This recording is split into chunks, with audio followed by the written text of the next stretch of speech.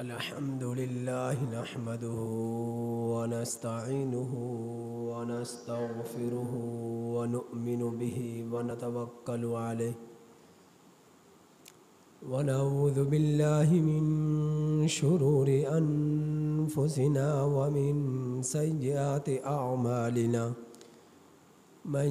يهده الله فلا مضل له ومن يضلله فلا هادي له وأشهد أن لا إله إلا الله وحده لا شريك له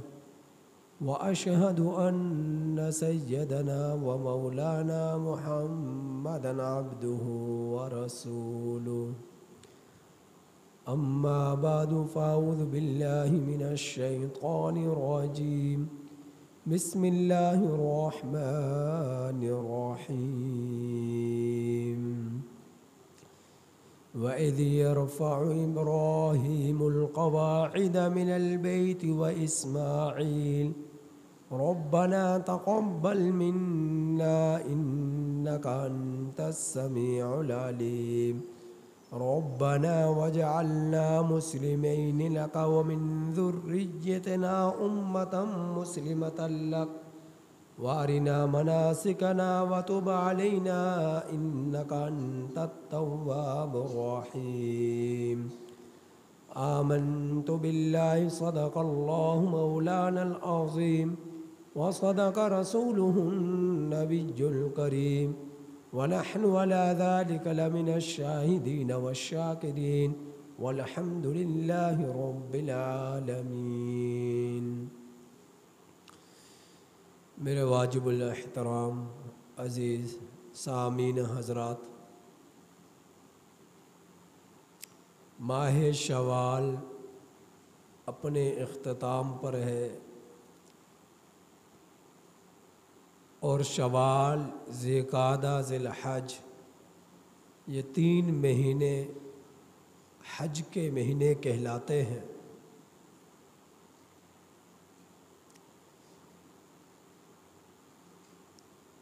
اور حج جو ہے زندگی میں ایک مرتبہ صاحب نصاب بالغ مرد عورت پر فرض ہے۔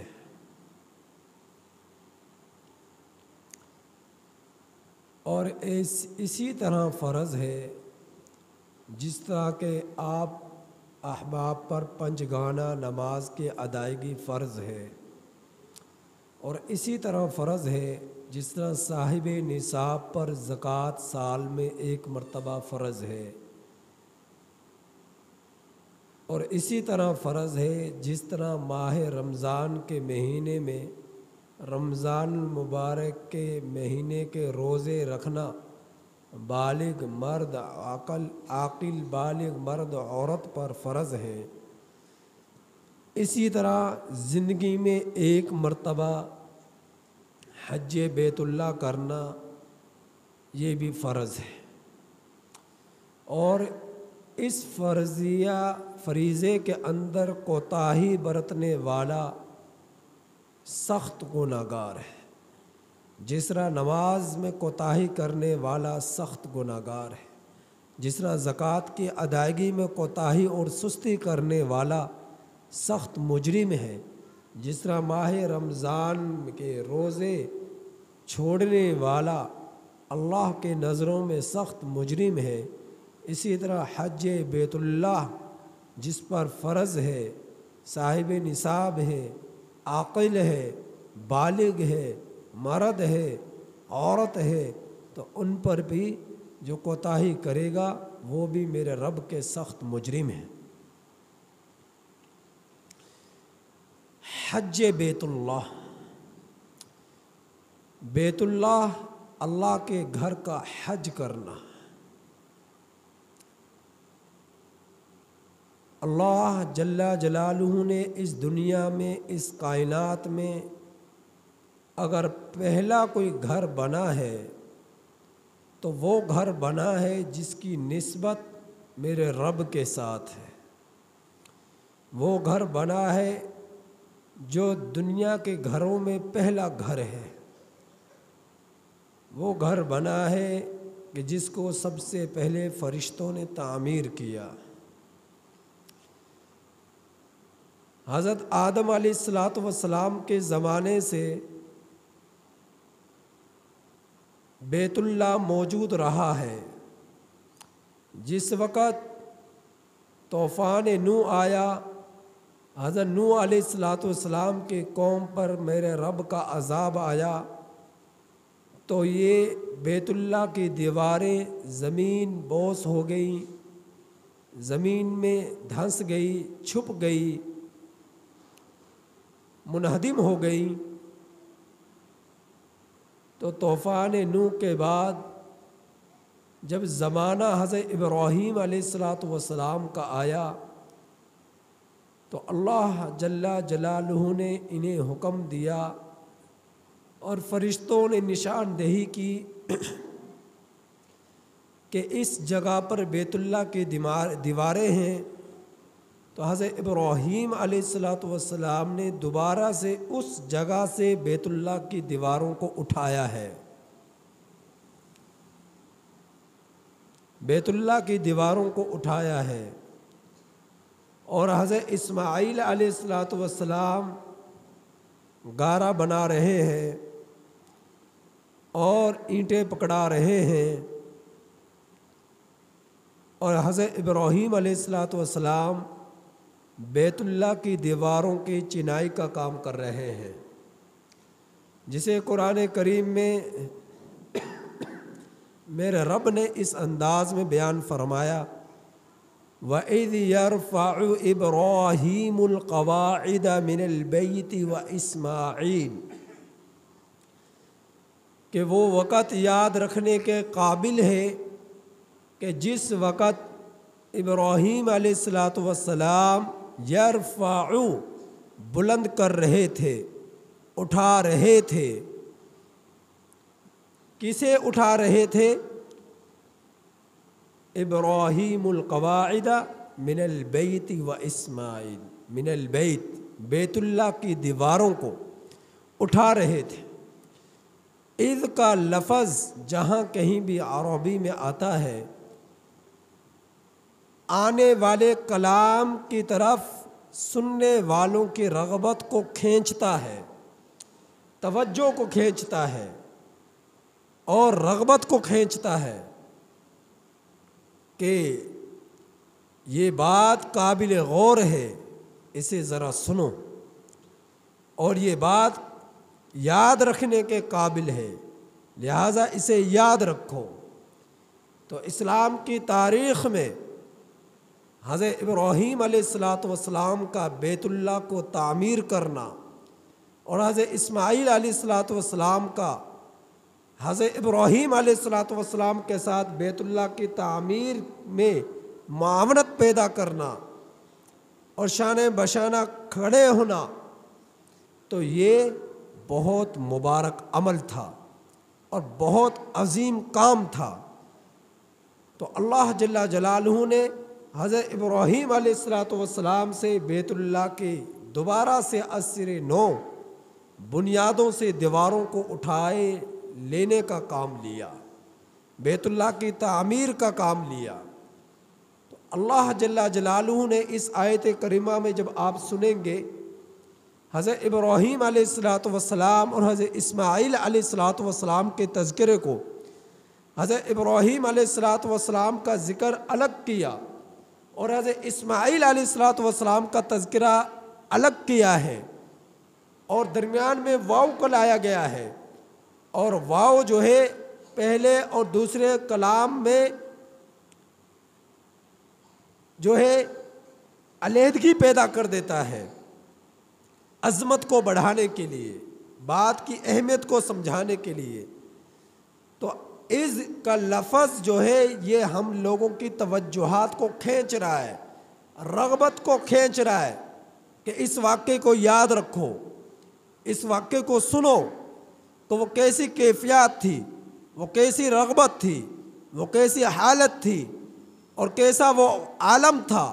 کیسے وہ جذبات تھے جس وقت حضرت ابراہیم علیہ السلام اور حضرت اسماعیل علیہ الصلوۃ والسلام بیت اللہ کی تعمیر کو، بیت اللہ کی دیواروں کو اٹھا رہے تھے، بلند کر رہے تھے، تو اللہ جل جلالہ نے بیان فرمایا وَإِذْ يَرْفَعُ إِبْرَاهِيمُ الْقَوَاعِدَ مِنَ الْبَيْتِ وَإِسْمَاعِيل۔ یاد رکھنے کے قابل ہے وہ وقت، وہ زمانہ، وہ دن، وہ روشنی کہ جس دن کے اجالے میں، جس دن کے اندر، جس زمانے میں، جس سال میں، جس سن میں، جس جگہ پر اللہ کے رسول، اللہ کے پیغمبر حضرت ابراہیم خلیل اللہ علیہ الصلوۃ والسلام بیت اللہ کی تعمیر کو بلند فرما رہے، بیت اللہ کی دیواروں کو اٹھا رہے، بلند فرما رہے۔ ابراہیم علیہ الصلوۃ والسلام کا تذکرہ الگ ہوا اور اسماعیل علیہ الصلوۃ والسلام کا تذکرہ بظاہر الگ ہوا، جبکہ دونوں بیت اللہ کی تعمیر میں پیش پیش تھے، بیت اللہ کی دیواروں کو اٹھانے میں پیش پیش تھے۔ تو اللہ جل جلالہ نے الگ الگ درمیان میں واو کو لا کر ذکر کیوں کیا؟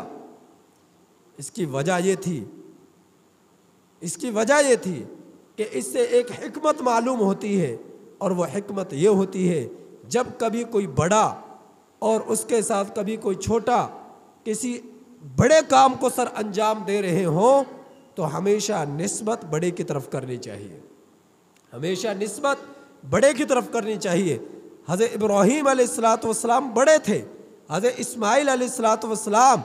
مرتبہ، مقام اور عظمت کے اعتبار سے چھوٹے تھے، تو میرے رب نے پہلے بڑے کا تذکرہ کیا پھر چھوٹے کا تذکرہ کیا۔ اگرچہ کام میں دونوں ہی پیش پیش تھے، دیواروں کو اٹھانے میں دونوں ہی پیش پیش تھے، بیت اللہ کی تعمیر کو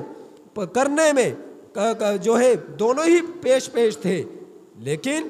مرتبے اور مقام میں، عظمت میں حضرت ابراہیم علیہ الصلوۃ والسلام افضل تھے، اعلیٰ تھے۔ تو اللہ نے پہلے حضرت ابراہیم علیہ الصلوۃ والسلام کا تذکرہ فرمایا اور اس کے بعد حضرت اسماعیل علیہ الصلوۃ والسلام کا تذکرہ فرمایا، اور پھر حضرت ابراہیم علیہ الصلوۃ والسلام نے جب بیت اللہ کی تعمیر کو مکمل فرما دیا، پھر اپنے رب کے حضور گڑ گڑا رہے، رو رہے، عاجزی ظاہر کر رہے، انکساری ظاہر کر رہے۔ ایسا نہیں، ہم میں سے اگر کوئی کسی بڑے کام کو سر انجام دے لے، نیکی میں آگے بڑھ جائے اور عبادات میں آگے بڑھ جائے، یہ دنیا میں کسی بڑے عہدے پر قائم ہو جائے، تو دنیا یا دین کے اعتبار سے اعمال میں اگر بڑھوتری ہو جائے، نیکی اور تقوی میں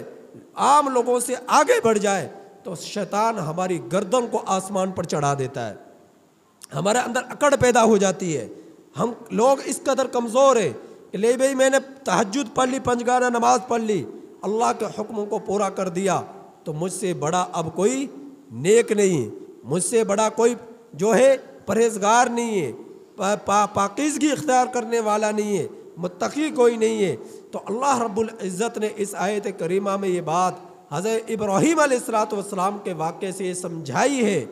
کہ کتنا ہی بڑا کام کیوں نہ کر لو، اپنے رب کے حضور ہمیشہ اسے چھوٹا سمجھو، اگرچہ کام بڑا ہے لیکن اپنی نظروں میں اسے چھوٹا سمجھو کہ میرے رب نے مجھ سے اتنا بڑا کام لیا، لیکن میں اس قابل نہ تھا کہ میں اس کام کو کرتا، یہ میرے رب کے عطا تھی، اس نے مجھے توفیق دی اور میں اس کام کو کر سکا، لیکن ہو سکتا ہے اس کام کے کرنے میں مجھ سے کوئی کوتاہی ہوئی ہو، جو حق تھا وہ حق ادا نہ ہوا ہو، اے اللہ تو مجھے معاف کر دے، اے اللہ تو میری طرف سے اسے قبول فرما لے۔ تو حضرت ابراہیم علیہ الصلوۃ والسلام کی وہ دعائیں جو بیت اللہ کی تعمیر کے موقع پر انہوں نے ارشاد فرمائی ہیں، اپنے رب کے حضور گڑ گڑا کر مانگی ہیں، میرے رب کو ایسی پسند آئی، اس طرح پسند آئی کہ قیامت تک کے لیے قرآن کا حصہ بنا دیا، قیامت تک کے لیے قرآن کریم کا حصہ بنا دیا، قرآن کریم کی صورتوں کو، پاروں کا، رکوع کا حصہ بنا دیا، اور پھر ان کو محفوظ فرما کر ہر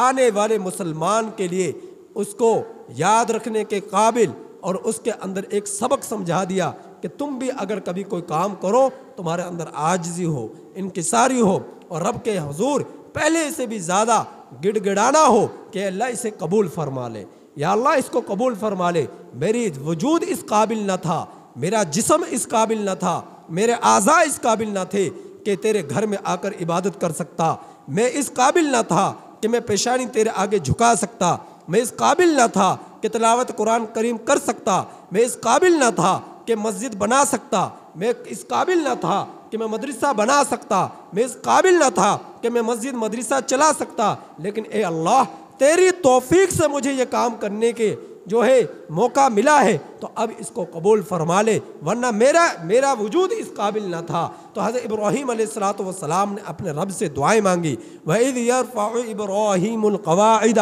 مِنَ الْبَيْتِ وَإِسْمَاعِيلُ رَبَّنَا تَقَبَّلْ مِنَّا، اے ہمارے رب منا ہم سے قبول فرما لے۔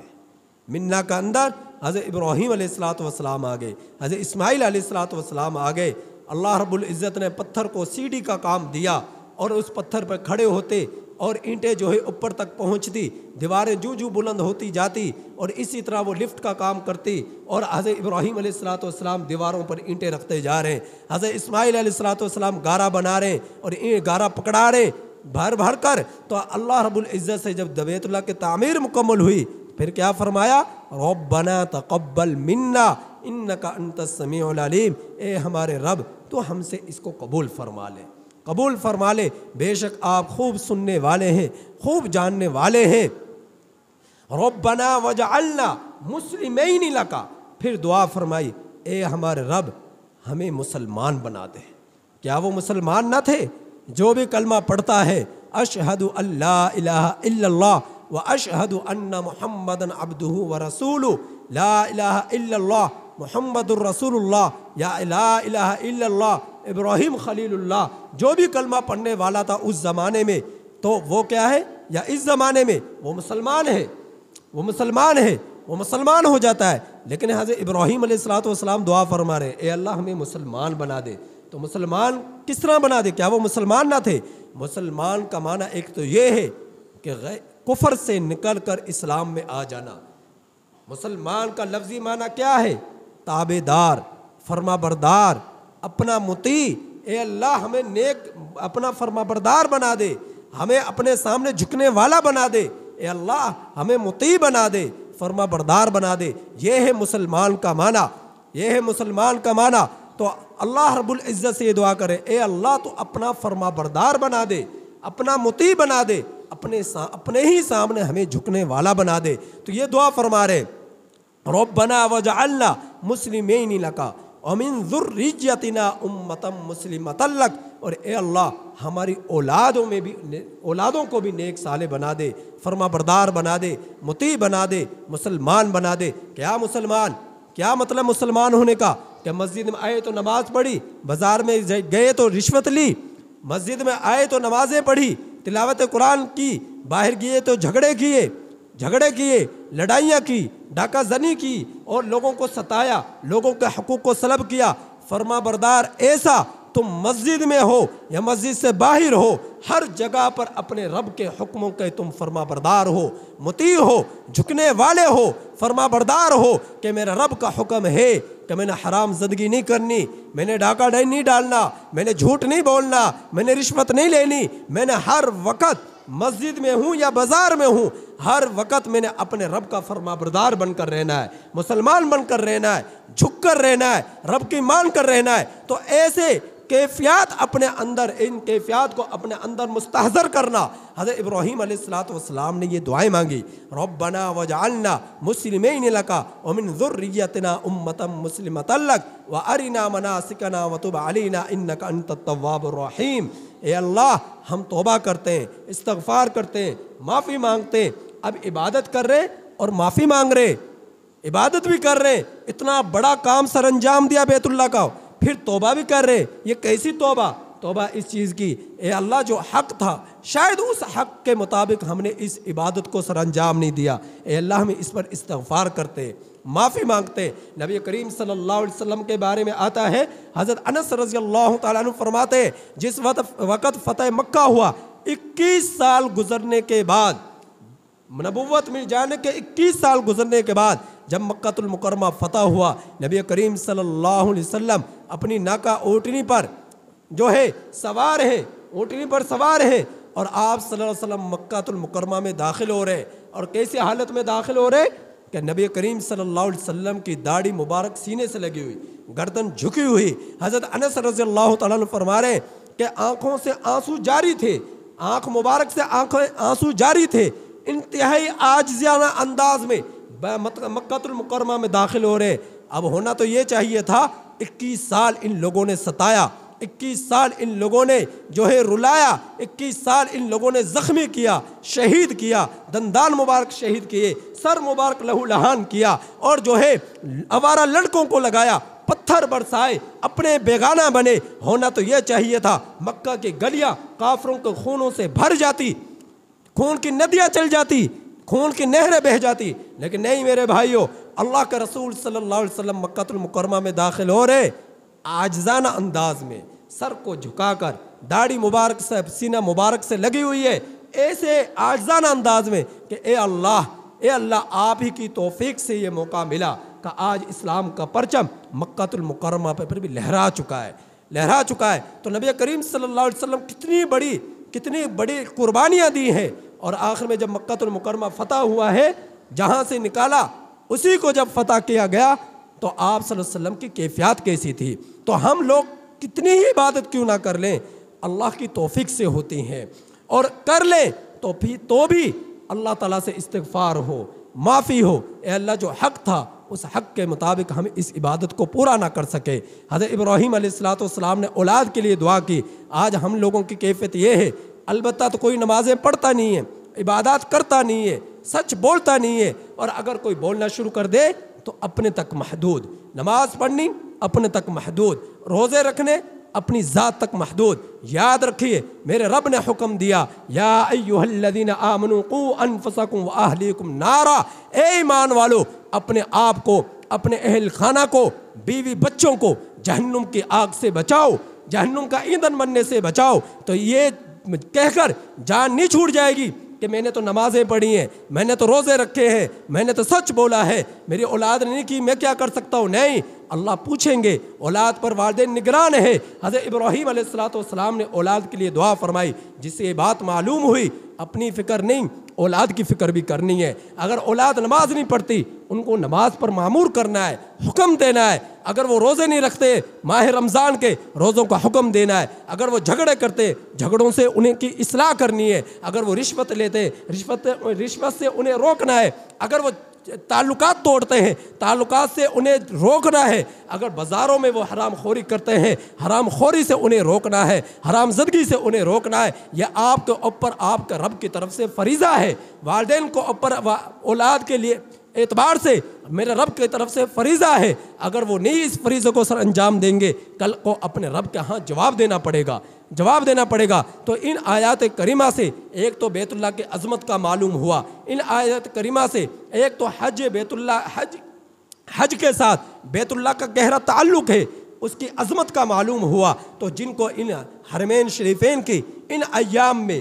حج کے دنوں میں حج کرنے کا موقع مل جاتا ہے، یہ ایک بہت بڑی سعادت ہے اور رب کی توفیق ہے۔ جس کو مل جائے یہ قیامت کے دن موت کے بعد کام آنے والی ہے۔ زندگی میں ایک مرتبہ فریضہ ہے اس گھر کا حج کرنا۔ اگر جان بوجھ کر کوئی نہیں کرتا، کل کو اللہ کا ہاں مجرم ہے، اللہ کو ہاں جواب دینا پڑے گا۔ جس طرح نماز نہ پڑھنے والے کو جواب دینا پڑے گا، روزے نہ رکھنے والے کو جواب دینا پڑے گا، ماہ رمضان کے روزے نہ رکھنے والے کو جواب دینا پڑے گا، نمازوں کا اہتمام نہ کرنے والوں کو جواب دینا پڑے گا، اور صاحب نصاب ہونے کے باوجود زکوٰۃ فرض ہے اس کے باوجود ادا نہ کرنے والے کو جواب دینا پڑے گا۔ اسی طرح جس نے زندگی میں ایک مرتبہ بھی حج نہ کیا جبکہ حج فرض تھا تو اسے بھی جواب دینا پڑے گا۔ اللہ سے دعا ہے کہ اللہ تعالی ہمیں تمام فرائض کا پوری طرح اہتمام کرنے کی توفیق عطا فرمائے۔